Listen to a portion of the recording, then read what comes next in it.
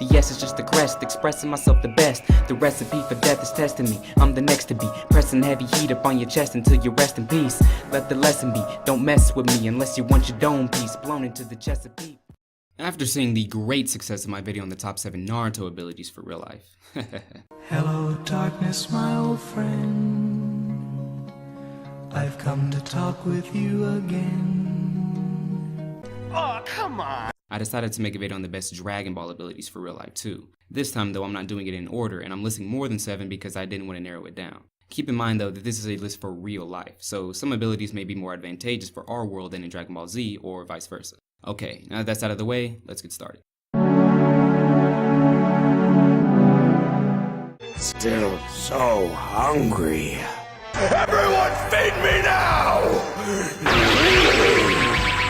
Imagine your girl asking you to eat some booty. It would go down a lot easier if you could just turn it into chocolate. But that's not the only application for the real world. Being able to use Boo's chocolate beam ability would allow you to do so much more. You'd never have to worry about eating again, especially if you're in the mood for chocolate.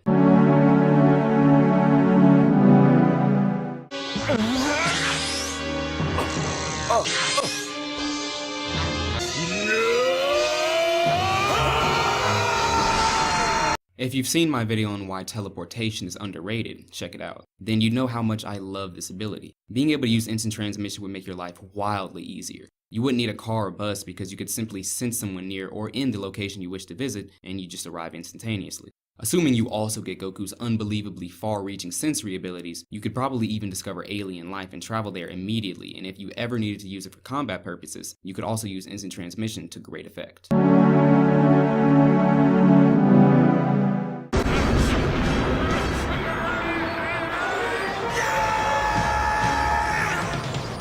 Ever since you were a kid, you probably wanted to go Super Saiyan, and you may have even tried to do it at some point, in the privacy of your own home, of course.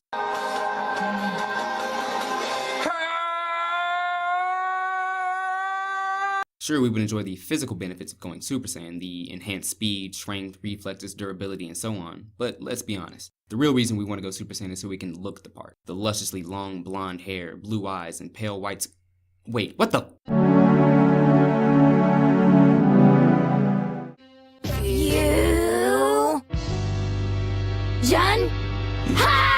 Have you ever looked at The Rock and thought, you know what he could really use? A downgrade, by fusing with me. No? Well, I sure have, and if we could fuse in real life, then my dream would become a reality.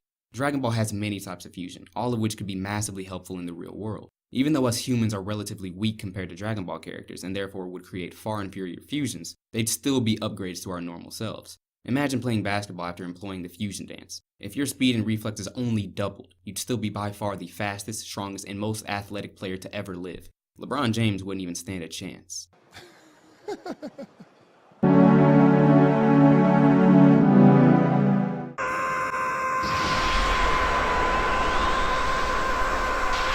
Similar to going Super Saiyan, Kaioken also enables its users to massively increase their physical capabilities. Although it may only be used in short bursts, it can still be greatly effective for everyday life. You wouldn't have to do that awkward speed walk when someone's holding the door for you when you're 30 feet away anymore. You could just use Kaioken and get there far more rapidly, essentially ridding yourself of those awkward moments. You'd win every fight you found yourself in, and now you'd have an excuse for why your face gets red when you're getting roasted in class. You can just tell everyone that you're using Kaioken. I'm sure that'll keep everyone from roasting you.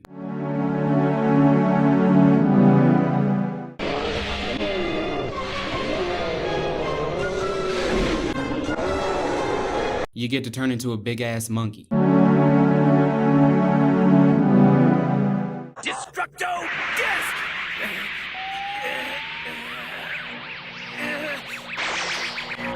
Being able to cut absolutely anything in half would be a pretty cool and practical ability for the real world, since you humans are always cutting things. Forget carrying knives, you can just dice your tomatoes with a free, 100% effective Kienzan. If ever you're in a life or death situation with someone, they're certainly not going to expect you to hurl a giant, yellow, spinning ball of energy at them, and once they finally figure out what's happening, they'll be sliding off their own waist. A Saiyan's power grows stronger after recovering from serious injuries. I need to be stronger. No, this one's a bit of a double-edged sword. Sure, you get a huge multiplier in base power when you're nearly beaten to death, but you have to almost die. That's not very helpful.